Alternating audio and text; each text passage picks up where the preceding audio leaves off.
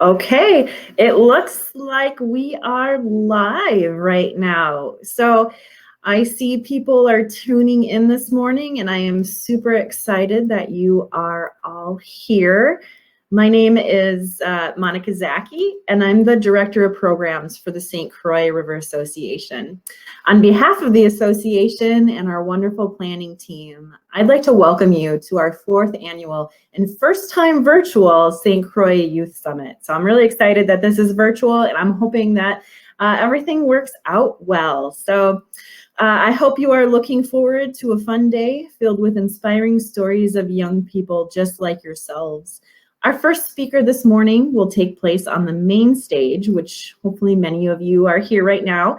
Then later this morning and after lunch, we have a great lineup of breakout sessions found under the sessions tab that should be on your left side.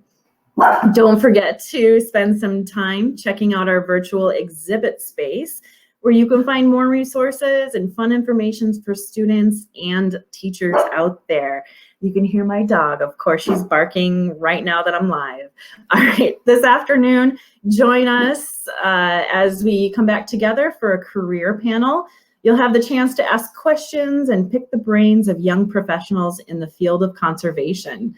I encourage you all to participate and ask some thoughtful questions to our speakers and presenters and interact through your session's chat boxes. There's a chat box for the whole conference, and there's chat boxes for just the sessions that you're in.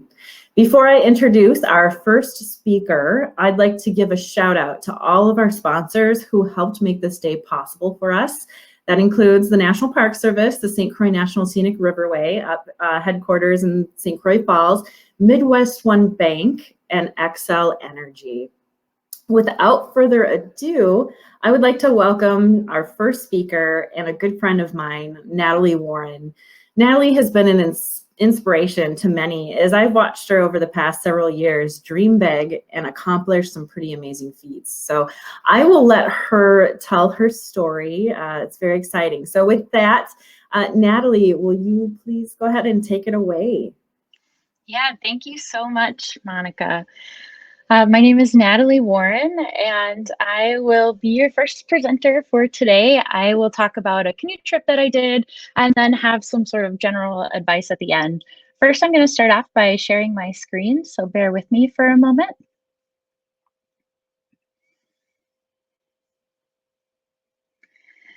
All right, so in 2011, I was one of the first 2 women to paddle over 2,000 miles from Minneapolis, Minnesota, all the way to Hudson Bay.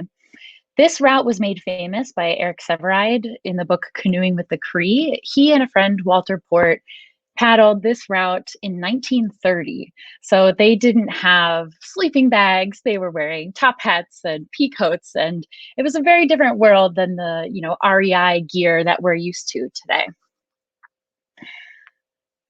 I have since written a book about this journey called Hudson Bay Bound, 2 Women, 1 Dog, 2,000 Miles to the Arctic. So I'll be sharing a couple stories from the trip today, but you can always get the book or visit my website for more information about the expedition. I did not grow up going on wilderness trips. I actually grew up in Miami, Florida, in sort of a concrete jungle. And I went to an arts high school in downtown for saxophone performance.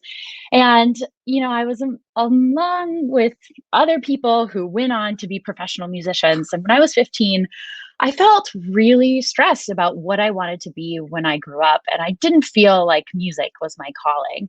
And so, as the youngest of 3 children, I decided that I was going to do something dramatic, sign up for a wilderness camp in a place called Minnesota.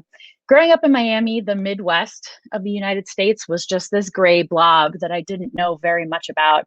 And so, when I was 15, I signed up for a 2-week Boundary Waters trip in the Boundary Waters Canoe Area Wilderness bordering northern Minnesota and Canada. This was my first time overnight camping, and it was my first time to the Midwest. On this trip, I woke up in the middle of the night one night when we were camping, and I heard wolves howling all around us, and I actually thought we were going to die. And so I woke up everyone around me, and then they started laughing because it was a loon call, not the howl of the wolf. And so I really had no idea where I was. And even further, my mom wrote me a note that I opened on trail that said, "I hope you're enjoying the beautiful mountains of Minnesota." So no one knew where I was really, but I really found myself in a canoe. I really loved the view of the boundary waters and thinking about myself and my relationship with the world. Since that trip, every summer I would go back. So I did a 30-day canoe trip in Ontario, and then I did a 50-day canoe trip in Nunavut, Canada, in the Arctic tundra on 2 Inuit heritage rivers. This trip was a trip I wish would last forever. It was, thousands of migrating caribou would pass us. I would see musk oxen grazing. We would fish and catch, massive fish so easily from these fresh waters that we would drink directly from.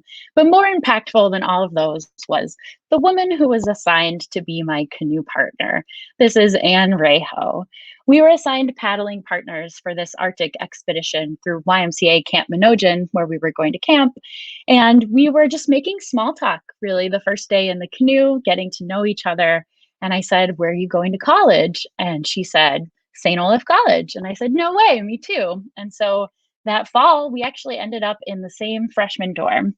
And for 4 years, we sort of were plotting what we would do next. College is a really rough time. It's especially rough, I imagine, during a pandemic. But whenever things got rough, whenever we were dealing with, relationships or death or family issues, we would always end up in each other's dorm rooms saying, "Where do we want to go?" We'd be poring over maps, like what's the next big thing? And so senior year rolled around and we were applying for jobs. It was not soon after the 2008 recession, and no one was really getting hired. And so Anne shows up in my dorm room one day with a book in her hand, and it's Canoeing with the Cree by Eric Sevareid. And she sort of chucks it at me and says, "Well, hey, I think we should do this after we graduate." And I read the book from cover to cover, this amazing journey paddling from Minneapolis to Hudson Bay. And Anne and I discovered that no two women had tried to recreate that route yet. So I went to Anne the next morning and I said, "Okay, let's do it." We didn't have a canoe. We didn't have any money, basically all the things you would need to actually do this trip. But we decided to do it, and we started telling people about it. And the community came out of the woodworks to really support us. So we, in 3 months, got sponsored with all the gear, all the food that we needed, and we raised about $5,000 to help support our expedition. This is our route. So we left from Minneapolis. We actually left from Fort Snelling State Park, and we went upstream on the Minnesota River, which is that check mark at the bottom. We actually had to paddle southwest before we could start heading north. And then we took the Red River that borders the Dakotas and Minnesota up into Canada past Winnipeg. We paddled Lake Winnipeg, and then we took the Nelson River to the Etchemamish River to the Hayes River out to York Factory on Hudson Bay. So here's the first big challenge of our trip, the Minnesota River. We were paddling upstream during the 2011 flood. Here's a video of our departure. We had to leave from a random inlet at Fort Snelling State Park because Pike Island, where we hoped to leave from, was actually underwater. So you can see here, we're pushing out into the current, going upstream at a speedy 1.5 miles per hour for 330 miles. Paddling upstream is about the slowest form of transportation imaginable. We could have walked the Minnesota River faster than we paddled it, but we were so excited to finally be on the water and appreciate every leaf on every tree along the way. Before we left on our trip, people told us that the Minnesota River was a polluted agricultural river. They called it the river of chocolate milk because of all of the sediment that flowed from the farm fields. The very first day on our trip, we actually paddled through a national wildlife refuge. Otters came and swam by our boat to sort of send us off, and we actually found it to be a really beautiful recreational river. That being said, it is also a polluted agricultural river. This was a common sight, and granted, it was during a flood, but oftentimes the water from the river would flow into the cornfields. What this means is that the chemicals that we use on industrial agriculture, the nitrogen and the phosphorus, actually flows into the river. And we were experiencing really the beginning of a global food and water crisis in which these chemicals flow into the Minnesota River, they flow into the Mississippi River, they flow into the Gulf of Mexico and help create the dead zone where algae blooms and it depletes the oxygen and doesn't allow for aquatic life to live. We also saw a lot of these. We'd be paddling by and hear a trickle of water and turn the corner and see a big drainage pipe. Essentially, what we do in conventional farming is you tile the land so that when the rain falls, it shoots out to the river. This is so that the fields don't flood. But what happens is essentially this used to be prairie land where the water would sink into the ground. It would recharge the groundwater system. It played a really vital role in sinking into the soil, but now it just gets shot directly out into the river. And as a result, there's more water in the Minnesota River now than there ever has been since its creation from the River Warren. The banks are greatly eroded. They are cut by this excess water. The sediment flows into the river along with the agricultural chemicals, flowing downstream and actually filling in lakes further downstream. We were really frustrated by this. I was an environmental studies major in college, and I felt like because I had read and talked about all of these environmental policy issues, that I had a pretty good sense of what was going on, or at least what should be going on. And I was so angry when I would pass fields that didn't have buffer zones, right? Vegetation in between the farm field and the water, where the water can sort of filter through natural vegetation.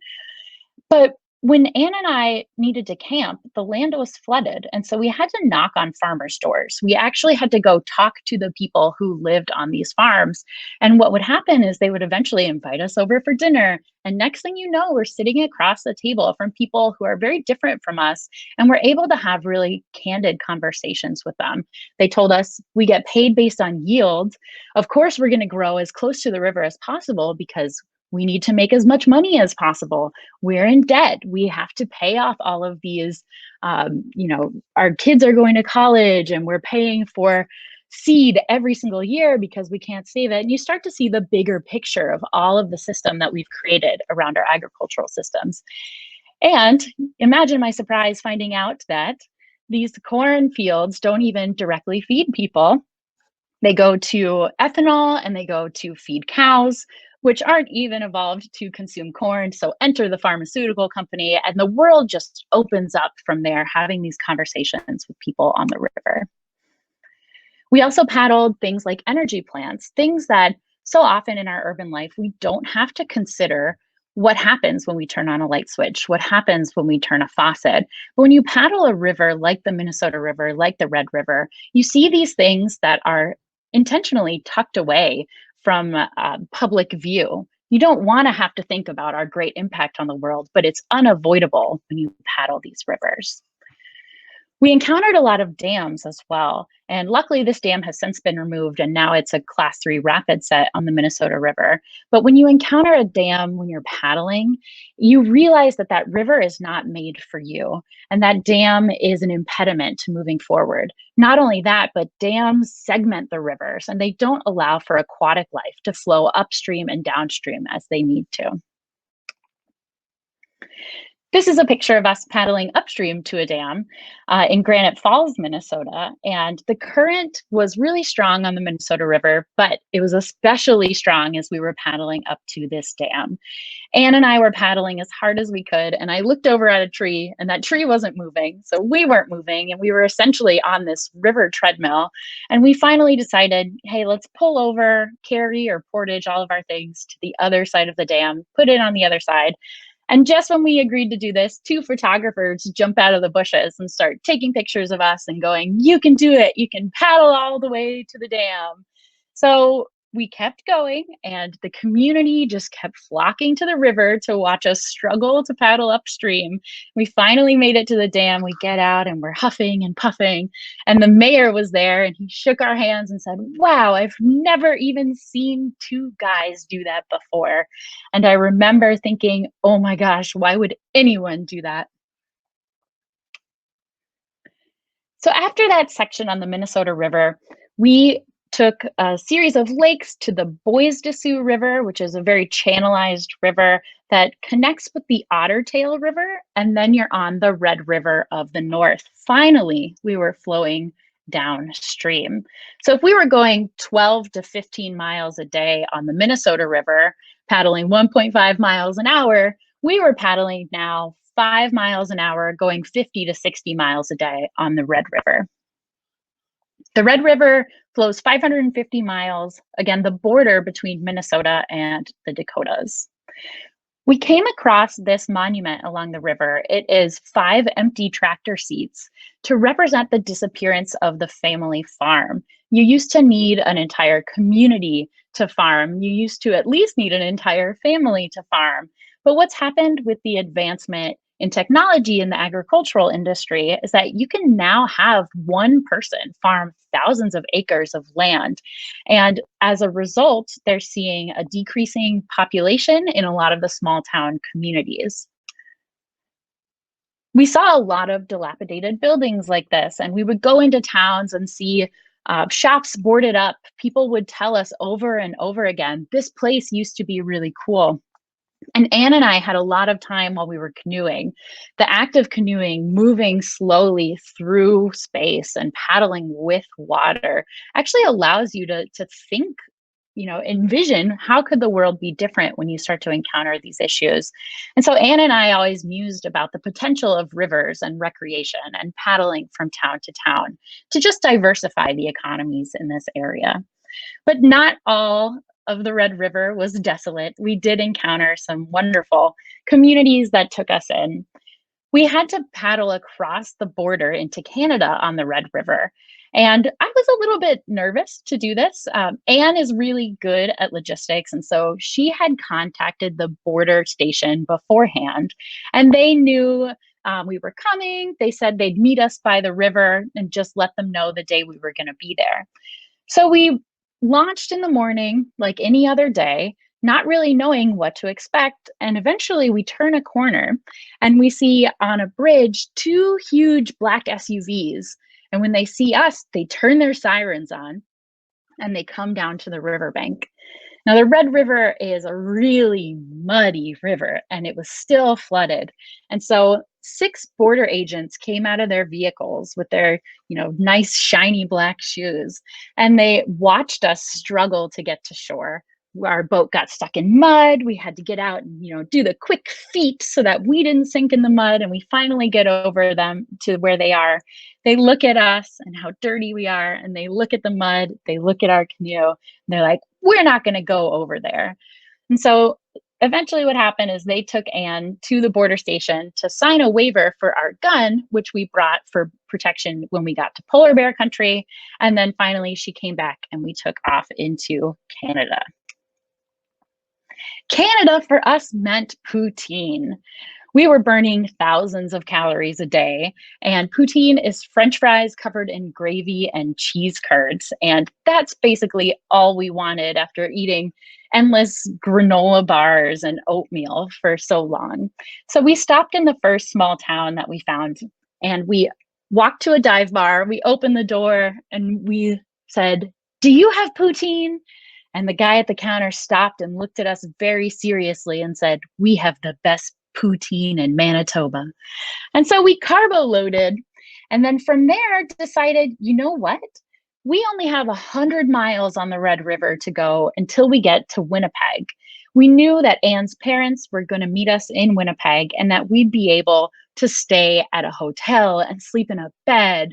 We knew there would be a full moon that night, and we decided that we were going to paddle 100 miles overnight into Winnipeg. So this is around 10:30 p.m. We watched the sun sink behind the trees, and the moon came out. We were creating moon shadows in our boat, and we kept singing the song Moon Shadow by Cat Stevens, but we only remembered one verse. So we would just sing that over and over and over again until we started to go insane and do something else. Finally, lights started to show in the sky around 4:30 a.m. We knew we were clocking about 5 miles an hour and that we would be in Winnipeg by 7 a.m. At this point, we had almost been about 24 hours without sleeping. We watched the sunrise. This is around 5 a.m. and this is around 6 a.m. But then 7 a.m. rolls around when we're expecting to arrive in Winnipeg, and all we see is this big sign pointing at the river that just says danger. It's clearly meant for people who are on the water. And I'm like, oh, that's an interesting sign. Do. And Anne's like, we need to figure out what this is about. And so we pull over and I overhear Anne calling authority figures in Winnipeg saying, we're paddling the Red River. There's a danger sign. You don't know what that is? Okay, thanks. No one knew what we were talking about. And so we had to just continue around the corner. And what we found was that the floodgates were open around Winnipeg. And we were now getting pushed toward this massive dam with rushing white water at the bottom and a big control tower at the top. This, again, is an example for us of the things the technology that we need to use to keep the river from flooding into the landscape because of things like tiling practices on agricultural fields, because of the increase in precipitation from climate change. We are constantly battling a fight that we might probably won't be able to win by inventing things that try to get around the force of nature. We got to Winnipeg, and you can see here it's extremely flooded. This is where the Assiniboine River flows into the Red River. This is a monumental flood, yet we've had 400-year floods in the last decade. The next stretch of our trip was Lake Winnipeg. Lake Winnipeg is the 11th largest lake in the world in terms of surface area. People told us horror stories of the wind and the waves and the storms that blow through Lake Winnipeg, and we were prepared for the worst. However, when we got there, we saw this glass-like lake going out into the horizon. You couldn't even see where the water ended and the sky began.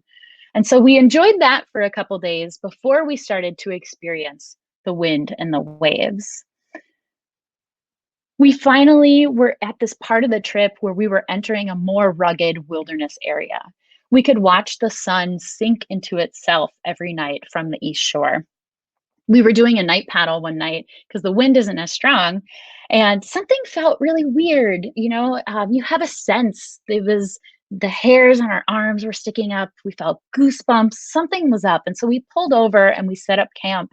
And right when we did, a huge lightning storm came through. The sky was orange and you could watch across this great expanse of water, the lightning coming down. So we were happy that we felt something and knew to pull over. But as we were falling asleep, I was looking up at the top of the tent and I saw two huge claws from a black bear pushing down on our tent. And so I jumped to the other side and I woke up Anne and I said, Anne, there's a black bear, get the foghorn.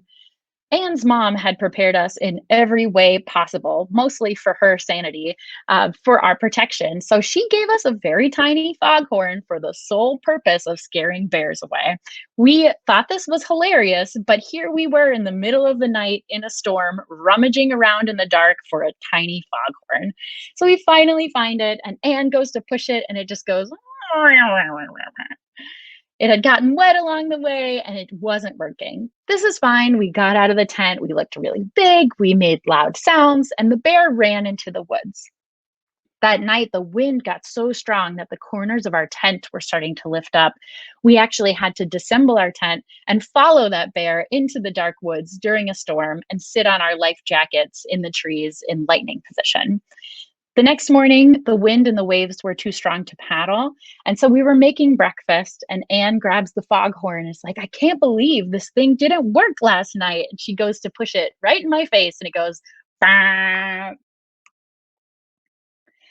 We would often see huge storm systems coming our way on the lake, and we would watch them until we felt like it was time to pull over and wait it out. We were windbound a total of 7 days, which means the wind and the waves were too strong for us to paddle. This is about an average paddling day on Lake Winnipeg. And we had, after paddling the entire Red River and flowing with the water, flowing with those agricultural chemicals, what we discovered on Lake Winnipeg are these huge algal blooms, similar to what happens in the dead zone in the Gulf of Mexico. You can actually see the algal blooms on Lake Winnipeg from space, and they're directly caused by the chemicals in the water. And so after flowing by those fields to really take in the interconnectedness and the impacts and effects of all those things, we were now paddling through a massive green, smelly carpet of algae for a lot of the North Basin of Lake Winnipeg that has greatly impacted their tourism and their fishing industry. I didn't take this picture. If you've ever tried to take a picture of the Northern Lights with a mediocre camera, it doesn't really work. But one night, Anne and I were doing a night paddle, and we got along really well for being together for 100 days. But this night, I was in the stern, so I was directing where the canoe was pointed, and Anne thought that it was too far from shore. I thought I fixed it, but apparently she was still uncomfortable with where I was directing the canoe. And this one act really just was our tipping point. We were building up frustrations with each other. Anne thought I was too carefree about our decisions, and I thought she was too anxious and nervous about things. And so we, in the middle of this lake, the stars were out, they were reflecting on the water. It looked like we were paddling through space. We're just yelling at each other. And unbeknownst to us, the Northern Lights started coming out and dancing above us in the sky. Eventually, we had both said our bits and we weren't talking to each other anymore. And we were just watching this beautiful strings of pink and green dance above us. The only thing we said to each other that night, I asked Anne if she could take her headlamp out and shine it on shore to see how far away we were. And she did that, and we saw the same green light from the sky above, but in the eyes of a bull moose, not 100 yards away from us. And she said, "Yep, we're too close to shore." The next day, we wrote letters to each other, even though we were next to each other in the tent, explaining how we felt, and we made up, and our relationship improved after that. The last stretch of our journey was in this beautiful wilderness area. We took the Nelson River to the Etchemamish to the Hayes River out to Hudson Bay on York Factory, stopping at 2 First Nation communities along the way. The first community we stopped in was Norway House First Nation, and we got there just in time for their York Boat Festival, where they have musical events and food, and everyone is out and they're racing York boats, these massive boats you see here that the Hudson Bay Company used to do their trading routes back in the day. We stayed with the Mushwagon family, Mike and Janice. And Mike is a Cree Council member, and they stayed up really late with us one night telling us about the issues their community faces. Not only were they forced to settle in this land that is not good for agriculture, it's very rocky, their land was flooded by Manitoba Hydro. And so their use of the land had to change greatly due to the impacts that that has had on their lifestyle. They told us that things like food, it's really difficult for them to access. The things that have nutrients at the grocery store were so expensive, and that grocery store was outposted from Winnipeg. And so the money didn't even flow directly back into the community. So things like processed foods and soda were becoming more and more popular because they were cheaper. They also told us that they have a stray dog problem, which is something that Anne and I actually noticed while we were there. Dogs would run around, and in the winter, they actually packed up and attacked people. And so Mike was like, "You know what, ladies, you're going into polar bear country. I think you should take a dog with you. And if a polar bear comes, it'll eat your dog and you'll have time to load your gun." So that night, we drove around Norway House looking for a dog to take with us on our canoe trip. And, you know, it sounds like we were getting a dog for live bait, but obviously we did not look for a dog for live bait for polar bear country. We saw a dog, the silhouette of a dog, licking ketchup packets off the ground of a parking lot outside of their movie theater, and I knew she was the one. So I ran out of the car and I grabbed her, and this is Maihan. Mahihan in Cree means wolf. Mike and Janice gave us their blessing to name her Maihan, and we put her in the canoe the next day. It turns out she's afraid of water, which was actually really helpful because she stayed in the boat during the day and would hunt at night. Anne's mom likes to joke that, we now knew what it was like to be married with a child because we had talked about everything that was possible to talk about in our conversations for so long. And now it was like, oh, my Han is doing this. Look how cute my Han is. We finally got to the Hayes River, and this is a virtually untouched river. Obviously, it's been used for thousands of years, but it isn't dammed, it isn't hemmed in. The water here can expand into the landscape, it can sink into the ground, it can flow and change its curve as it needs to. And that was something that after paddling the Minnesota River, after paddling the Red River, and even Lake Winnipeg, where the water level is controlled by Manitoba Hydro, it was really special to be on a river that was not controlled by humans. Anne and I were able to paddle these whitewater sets and sort of have this playful relationship of maneuvering the rapids together again. We entered the taiga, so the trees get shorter and shorter as you get into the tundra, and you start to see more of these sort of white mud cliffs before you get into the tundra. So we finally made it to York Factory on Hudson Bay, and you can see here that cut bank that we learned here that the bank erodes 8 meters a year due to the melting permafrost. So it's in these areas of the world that climate change is undeniably seen. It's impossible to ignore the effects of climate change anywhere you are, but when you see a bank erode 8 meters of a year every year, that is just absolutely undeniable. They've actually had to move that white building 3 times because right now, where it originally was, it would be in the river. So Anne and I pulled up, we got out, and the caretakers were like, oh, it's great you're here because we're all leaving tomorrow and the season's ending early. That would have been fine. We were calling a float plane to come and pick us up and take us back. And we could have just camped on shore. But as we were talking to them, a polar bear comes around the corner and it's just meandering along the shore. But we were very thankful that we could see the polar bear from the safety of also being able to be indoors. York Factory used to be a community of over 300 people. And when Eric Sevareid and Walter Port were there, they actually went to church. But now it's just a historical site that you can get to by boat or by plane. That night, Anne and I stayed in the little cabin you can see on the right. And in the morning, she woke me up really early and she was like, oh, Natalie, you have to see this. And I remember thinking, can't we sleep in for once? She's like, no, you have to see this. And so I get up out of bed and we push this heavy metal door open and we see, as the sun is rising, the polar bear running on the boardwalk, the caretaker's German shepherd chasing the polar bear, and the caretaker chasing that on an ATV holding a gun. And I remember looking over at Anne and thinking, I think it's time to go home. So we were able to brand our paddles with the York Factory symbol, which is what the Hudson Bay Company used on their York Factory boats. From there, we took a float plane to Gillam, Manitoba, and a 35-hour train ride back to Winnipeg. We had to cross the border, and we were really nervous to do this. And so our friend Megan picked us up. She collected our passports, handed them to the border agent, and the lady said, well, where have you been?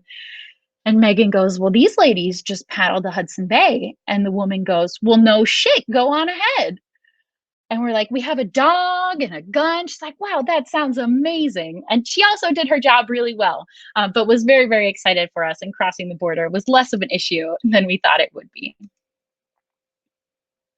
So this trip was really a coming of age journey for me, not only to learn about the landscape, but to learn a little bit more about myself. And I want to leave you with a couple sort of parting ideas and advice. And, advice is subjective and everyone's life is so different. Everyone's lived experience is so different, but I will give you a couple nuggets that I've found to be really helpful for me. The first one is to fight for what you want. We're constantly told all of these life milestones that we're supposed to have: college, internships, jobs, marriage, house, kids, retirement. You're familiar with this story. You're told you can't ever hop off of the tracks because you might make one decision that could possibly derail your potential for your future. But a lot of us sit back and wonder, what if that's not what we want? How do we fit into a culture that's telling us what we're supposed to be doing when we're not even sure those things make us feel fulfilled? When I look back on my youth, I'm so glad I fought for what I felt like I needed. And that doesn't mean that I knew that what I was doing by any means. And oftentimes I couldn't even articulate what I needed. Teenagers have it really rough. People always want to know, what are you going to be? Who will you become? How will you make your mark on the world? And it can be very overwhelming, especially during a pandemic while navigating a changing climate and battling white supremacy. You're doing a great job. For me, it was following a feeling of what I was supposed to be doing at that time. I couldn't really rationalize it, but surges of emotion can be really, really powerful in directing us where we want to go. Those feelings can tell us when to make a change, when to take risks. And even if we can't rationalize it on words or in paper, it's something that I think we can trust in when we need to make those changes in life and fight for what we want. The next one is forge your own path. So instead of getting an unpaid internship the summer after college, I canoed for 3 months, and I literally thought it would ruin my career. I thought it would be a huge gap in my resume that I would have to explain forever. And, it has become my career in many ways. An internship is what I was told that I needed to do to be successful. And I just want to have a disclaimer here of privilege. I did not have a lot of money by any means, but um, I was able to take 3 months to live in a canoe, and I didn't have to pay my student loans for 6 months after I graduated college. And I just want to point out that that is not an opportunity that all people have. But if it is something that is possible for you, I highly recommend doing that. I think when you're thinking about forging your own path, think critically about the messages that you're receiving, whether they're subtle through the media, movies, music you consume, or to the more obvious messages from family and friends that are trying to direct you toward a certain way of living. I think being aware of this helps us see the barriers that we face and gives us the strength to say, I can do something different. This opens up our worlds. It allows us to think, oh, land is connected. I wonder if I could walk across the country. Water is connected. I wonder if I can sail across the ocean. It's okay to think these thoughts and to pursue them. Being immersed in the world strips away all of those added pressures and layers of what we feel we're supposed to look like, how we're supposed to respond in certain situations. In the outdoors, everyone can sort of be on this equal playing field. And most of the time, you just have to worry about where to camp and what to eat. The third one is have the courage to take a big trip. Doing something big is scary because it will change us, but it's almost always easier to stay home. That doesn't mean that the easier option is the best option. Big trips, whatever that means for you, it doesn't have to be living 3 months in a canoe. At a young age can really help us find, or better yet, lose our bearings of what we think we know about the world and ourselves. By being immersed in the world, we can grow stronger as individuals. And while doing something for yourself may seem selfish at a time when the world needs collective action, it's vital to have a strong foundation of self if you want to build a strong community and effectively advocate for others in a sustainable way. I think I stand out a lot more because I've lived in a canoe for 6 months since I paddled the Mississippi. It provides fodder for interviews. It's group work. It's not a hole in your resume whatsoever. It's actually something that could make you stand out and could become your career like it has for me. Without feeling like we're safe to take those risks, we often forego the possibilities that those trips can actually provide for us. And the last nugget of advice that may or may not be for you is to find your place in the outdoors. What I found in that first trip to Hudson Bay, especially, was that I felt really confident in the outdoors. I sort of discovered what made me feel the most me when I was that age. When high school was traumatic, I had a lot of teen angst. And when I went into the outdoors, when I was paddling a canoe, when I was living in the wilderness, I felt a sense of peace and belonging that I never really had in the city. Everyone's experience is different and subjective to them, and your definition of the outdoors doesn't have to be an Arctic river. It can really be anywhere. Nature is not separate from humans or from where you currently are. There's no correct way to live your life, but I encourage you to take risks if you can, to have the courage to step off this track of cultural norms and those messages that you're constantly receiving. Because when you step off of that track, you can actually get onto another one that can be so much better. And so I want to end this presentation with one of my favorite poems by Robert Bly. What? You want to live your life over again? Well, I suppose, yes. That time in Grand Rapids, my life as I lived it was a series of shynesses. Being bolder, what good would that do? I'd open my door again. I've felt abashed, you see. Now I'd go out and say, all right, I'll go with you to Alaska. Just opening the door from inside would have altered me a little. I'm too shy. And so a bolder life is what you want? We could begin now. Just walk with me down to the river. I'll pretend this boat is my life. I'll climb in.